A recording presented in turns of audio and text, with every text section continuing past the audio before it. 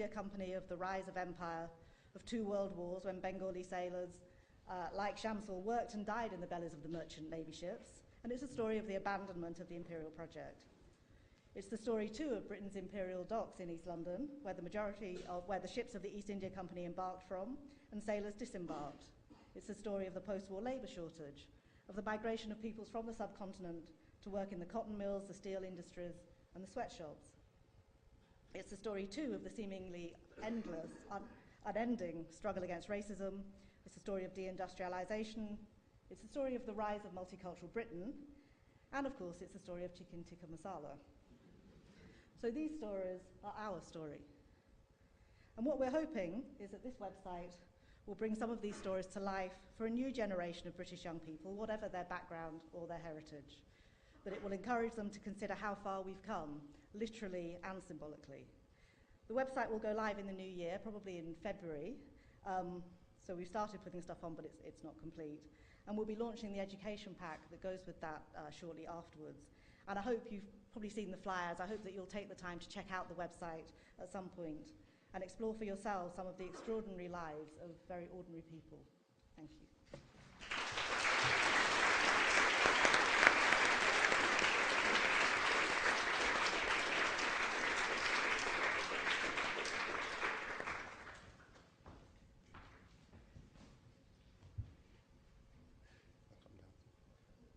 Cool, and that's where you can get hold of the site. So do have a look. I'm Rob Berkeley. Let's see, as it says, I'm director of the Runnymede Trust, and I just want to share with you a little bit about what we're doing at the moment, and maybe exhort you to get more involved with our work. I think the Confucian saying that may you live in interesting times is meant as much as a curse as a blessing. And these are certainly interesting times to be working in race equality. Interesting in a number of ways, in part because we live in a society in which social mobility appears to have stalled. Those who have it, i.e. the money and the power, are getting much better at keeping it for themselves and their families. Those who don't are both locked out and vilified for not trying harder. Too many of those who are locked out are from black and minority ethnic backgrounds.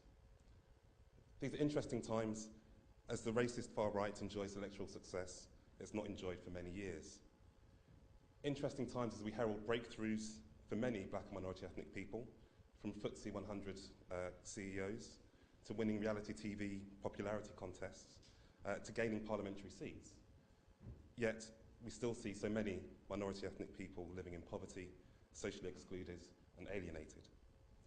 These are interesting times as the room suggests we are heading for a major political change, without many happy memories of the last Tory period in government. Michael Banton has tried to create a typology about where we are currently now in terms of race equality, and he reminds us of the colour line, the discrimination which people face on a day-to-day basis on the basis of their heritage or their colour, where people suffer exclusion from opportunity in the job interview or in the street, over-surveyed by the police, victims of low expectations in classrooms, or at the most extreme, victims of violence. And 7 people have actually been killed in the last 2 years at the hands of racists. But he also highlights what he calls the colour scale, where large groups of people suffer as a result of structural and institutional racism that creates overrepresentation in the criminal justice system, persistent underachievement for some groups in education and employment, and where ultimately being born black or Asian in Britain impacts on your life expectancy. So Runnymede's work is as important now as it was in 1968. So in order to take on some of these difficult challenges that we face, Runnymede is refreshing its work. It's building on the legacy of ideas and commitment bequeathed to us by Jim Rose and his colleagues, and the numerous people who have contributed to Runnymede's work over the years, many of you who I recognise here today. So the research continues with work on stop and search, on exclusions from school, on migrant integration, on European policy, on widening participation in higher education, on poverty and on financial inclusion. But building on this research, We will also work to engage politicians, policymakers and citizens in debate and action to challenge race inequality. So in order to do that, we will re-establish the all-party parliamentary group on race and community.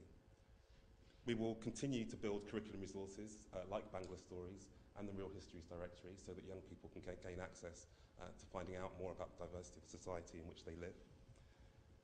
We'll be launching Runnymede Online with a greater facility for debate and for discussion, online conferences, and many ways in which people can become more involved with our work. We recently funded for a large arts project to engage young people in action to challenge race inequality. And we'll be having more meetings, public meetings like this, to encourage debate and to create greater discussion. And this new work will have a new look, which you're probably the first to see. It will have a new look, but will retain research and evidence at its heart. We want to be a hub and a host for intelligence for a multi-ethnic Britain. So I hope you will join us and support us in playing our part in this struggle for race equality, and that our work will support yours. I also hope that we will live up to the example and inspiration of Jim Rose. Thanks for coming, and thanks very much.